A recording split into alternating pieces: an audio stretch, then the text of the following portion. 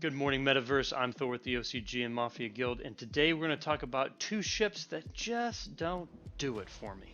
That's the Ogrika Tursic and the Fimbul Unibomba. Now, if these are two ships that you absolutely love and you think I'm mistaken, please leave a comment in the comment section below, and I will be happy to explain why you are totally wrong. So let's get into it and see why these ships are floating on the bottom of the barrel. First, we're going to talk about the Ogrika Tursic. Now, its origination price is $2,475, and it's on the market right now for USDC, its origination price.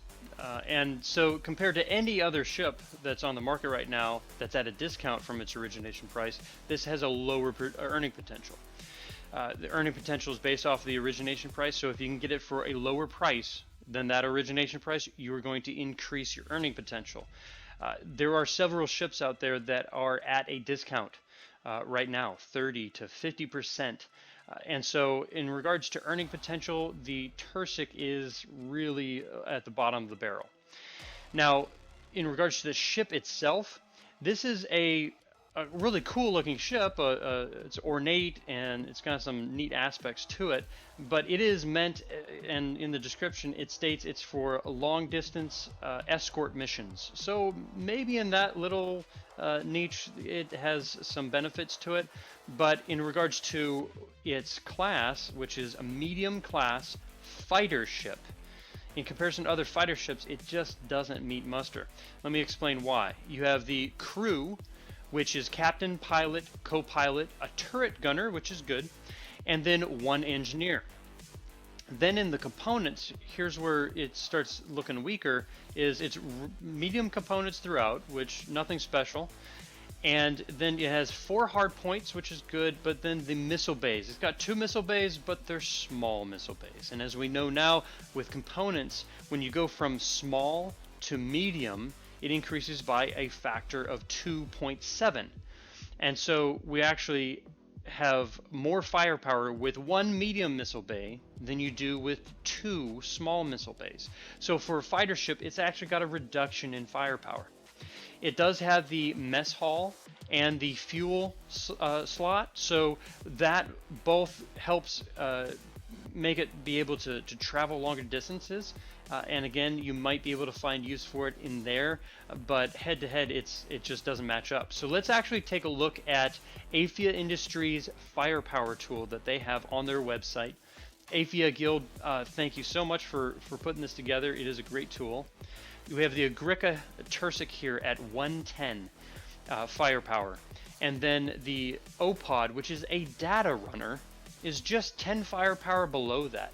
And then you have the Calico Compact Hero, which is a multi-purpose ship, not a fighter ship, is actually more firepower than the Tursic.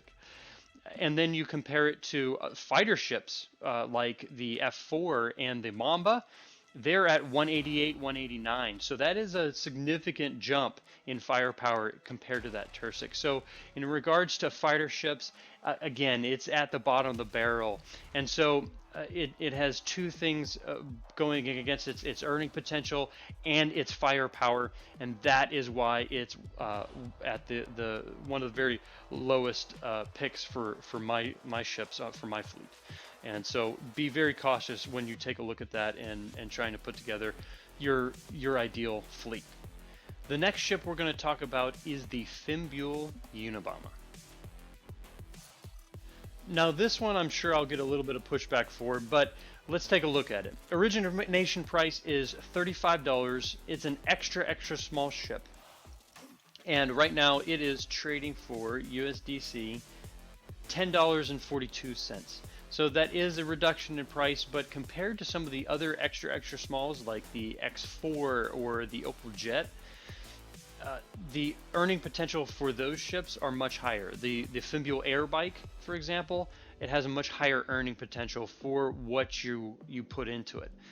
So that's where it's a little bit weak for the price. And then it's an extra small bomber type ship. So let's look at the ship itself.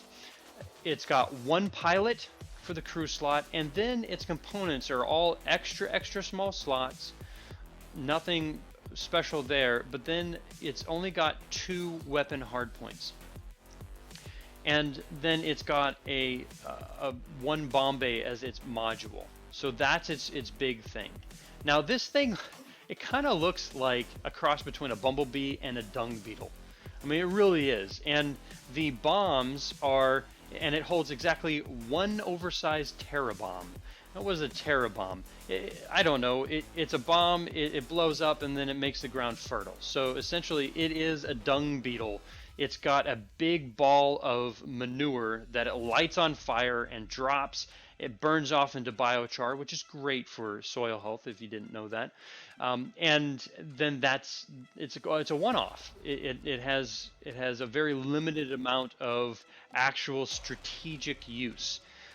You would have to send a whole fleet of these guys to attack a land-based target and to have significant effect versus something like the Bombarella or the Green Adder, which is going to have a bigger payload in one go.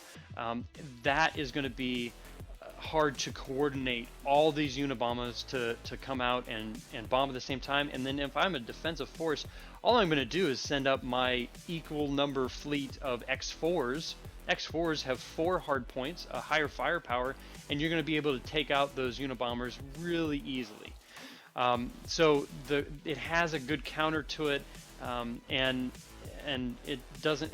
These are more expensive generally, and so your trade-off is just a loss.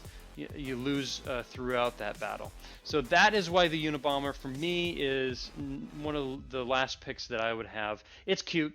You know, it's got that chubby look to it, but again, the looks are not enough for me to pick this up as part of my fleet. So hopefully you found that video useful. Don't worry about liking or subscribing, but if you know someone that would find this useful, share it with them. If you could do that, then today was a good day. Good morning, Metaverse.